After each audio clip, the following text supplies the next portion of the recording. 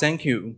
Today's theme is Dragon Among Alliance. What does China really want from Africa?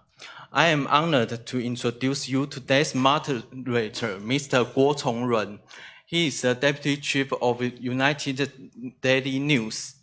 Let's give him a warm welcome.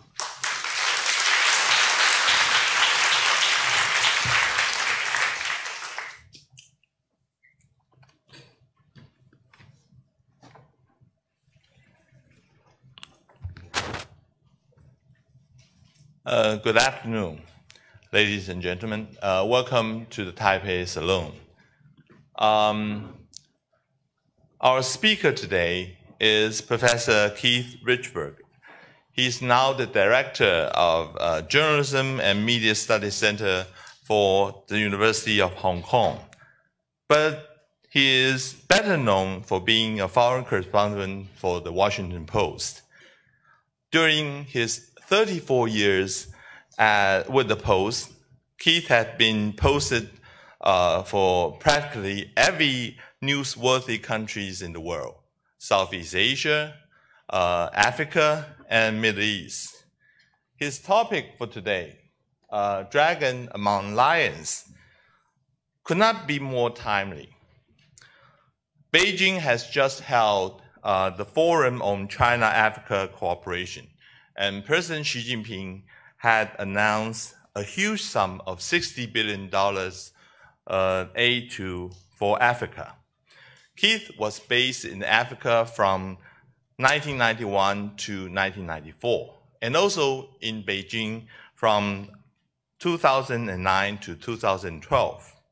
To understand why China is so generous to Africa, I think no one can explain better than Keith. Keith was in China when President Xi Jinping came to power before the 18th Party Congress. A lot of things happened then. Keith had covered the escape of Chen Guangcheng and also the downfall of Bo Xilai. But we do not see that kind of excitement nowadays. But being based in Hong Kong, Keith is now, he can still collect a lot of political rumors over there. So we are going to see, he's going to talk about Chinese politics and Chinese foreign policy as well in his speech. And finally, some of you may understand that President Trump had some problem recently with the new book by Bob Woodward of Washington Post. I asked Keith whether he knew Woodward, and he said that it was Woodward who first interviewed and recruited him in the Washington Post. And he said, and I quote, "Everyone in Washington wants to talk to Woodward, so you know how resourceful the Woodward book is. If you want to know what's going on in Washington, I understand that there's a lot of curiosity out of this. I think Keith would certainly satisfy some of the curiosity in his Q&A. So let us give a big hand to our speaker today, Professor Keith Richburg.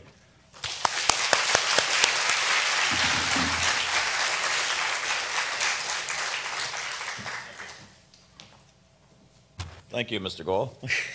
Thank you for that, everybody.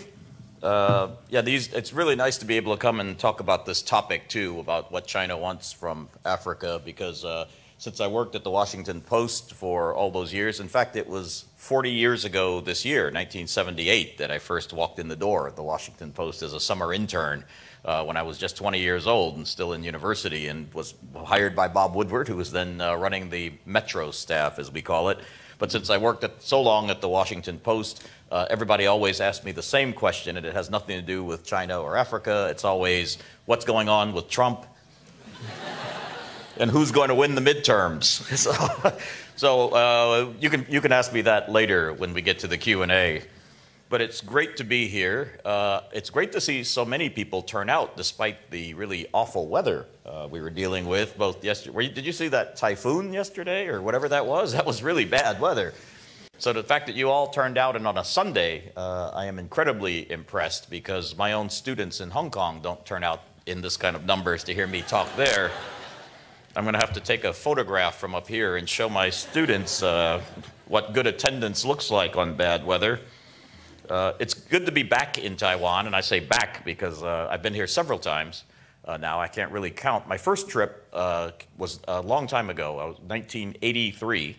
So before most of the students here were even thinking about being born. I was actually, my experience now in Hong Kong, this is my second time in Hong Kong, but I was first in Hong Kong completely by accident, and it's because of you, Taiwan. Because I was actually living in London, I was going to graduate school. I left the Washington Post to go to the London School of Economics, and I needed to go somewhere during the winter break. I didn't realize that in London they kick you out of the dormitories over Christmas. So I decided to come visit some friends, some American friends who were studying English at they were with the American Institute of Taiwan. And in those days, this is where they're studying Mandarin. And in those days, this is where everyone came to do their Mandarin training before becoming a diplomat in mainland China. So I decided to come and visit those friends. They told me, don't get a ticket to Taiwan from London. It's quite expensive. They said, just fly to Hong Kong and then get a connecting flight. So I flew to Hong Kong, went to buy my ticket to Taiwan, and they said, do you have a visa? I said, a visa? In those days, Americans needed a visa to come to Taiwan. So I did not have a visa. So I ended up stuck in Hong Kong for 3 or 4 days waiting my visa, and that's how I got to know Hong Kong. That was way back in 1983, and it was actually quite exciting because that was just after Margaret Thatcher had met Deng Xiaoping and decided there was going to be this handover. So I've come back since as a reporter several times, and I think I've interviewed most of your presidents. I interviewed Li Denghui, and I interviewed Chen Shui-bian. I interviewed Ma Ying-jeou. I interviewed Tsai Ing-wen, but before she was president. She was still in the DPP. And I also interviewed Ma Ying-jeou before he was mayor of Taipei. So I have a habit of interviewing politicians, and then they go on to become president. So somebody told me there's an interesting mayor I should see here. I don't know. I don't know. I just have to go try that out. I don't know if that's going to happen or not. No time on this trip because I have to get back. But let's get on to our topic here, which is China and Africa and what's going on. Dragon among the lions, as I call it. But to talk about that topic, what China really wants from Africa, what we really need to do, I think, is talk a little bit more broadly about China's ambitions in the world, its relationships with the United States, and its new global leadership role as being staked out by President Xi Jinping. And by talking about it sort of more broadly, then we can maybe put in perspective a little bit about what China may be doing or not doing in relations to Africa. And I know we've got some African diplomats in the audience and others here, so I hope I don't make any mistakes, so please correct me if I'm wrong. But China's economic engagement in Africa has many people asking one question, and I see it over and over and over again. Is China going to Africa as a partner or as an imperialist? And you see this, some iteration of this question over and over again. And just Google China colonialism Africa, and you see some iteration of this same question. Is China going there to be a new colonist, or are they going there to actually be a friend?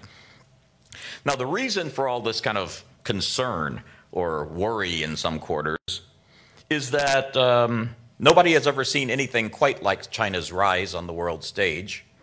And no one has ever seen anything quite like the rapid development of the relationship between China and Africa. Especially in this economic transformation that's going on in Africa right now because of China. And it has a lot of people asking, what is going on? And if you look at it, if you go back to the year, and if you just look at it, it really is nothing short of dramatic.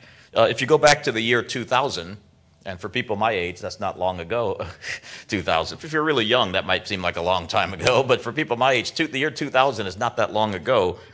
Only 5 countries on Earth counted China as their main trading partner. Now more than 100 countries in the world count China as their main trading partner, and that includes the United States. And increasingly, that includes many, if not most, of the countries in Africa. In the year 2000, Africa's total trade with China, total trade, was $10 billion US, 10 billion. Now, just to put that into perspective, Ma Yun, Jack Ma, his entire net worth is 30 billion US dollars. So China's trade with Africa in the year 2000 was just 1/3 of Jack Ma's net worth. But by 2005, China's trade with Africa had jumped up to $40 billion. By 2009, China had surpassed the United States as Africa's main trading partner, and now there's something nearly like, and again, the figures are a little bit off a bit, but it's about $170 billion worth of trade between China and Africa. So from 10 billion up to 170 billion just in that course of that short span of time. Most African countries are running a trade deficit with China. So that goes to show you that this trade going on is primarily a one-way street. Now, what's happening is Africa is sending a lot of raw materials and a lot of minerals in one direction towards China, and what they're getting back are a lot of manufactured goods. And I'll give you a couple of examples. Kenya, for example, where I lived for about 3.5 years, Kenya's top export in the world is tea. I'll bet you if you go to Beijing or Shanghai, you can probably not find any Kenyan tea anywhere, right? Ethiopia, one of their top exports is wine. I actually enjoyed, when I was living in Africa, if you were in Nairobi, you always ordered Ethiopian wine. I'll bet you can't find Ethiopian wine on many Chinese restaurant menus. So it goes to show you that Africa is not sending its exports to China. It's usually the other way around. It really is kind of a one-way street. Now, I don't use PowerPoint when I give a talk because I don't want to bore you with a lot of statistics, but I just want to give you a few. I always say people who use PowerPoints usually have neither. See if you got that joke. So I don't want to bore you with a lot of statistics, so I'll just give you a few. And it just, you don't need to write these down, but just listen to them because it's kind of interesting. Trade between China and Africa has been growing about 20% a year for the last 2 decades. Foreign direct investment, Chinese direct foreign investment into Africa has been growing even more. It's been growing about 40% a year.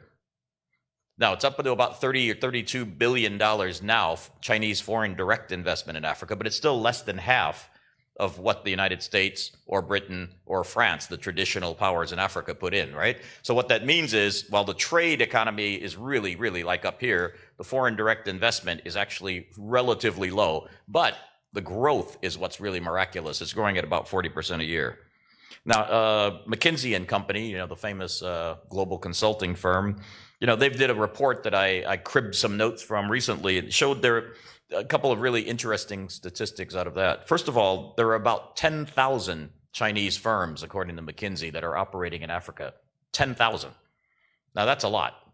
Now, you only hear about the big state-owned companies that are doing business in Africa, but out of that 10,000, according to McKinsey, it estimates that about 90% are actually privately owned. They're actually relatively small, medium-sized companies. They're mining companies. They're manufacturing companies. These are mom-and-pop companies that are going over to Africa because they see that as a source of new markets for their products, labor, and new supplies and new suppliers.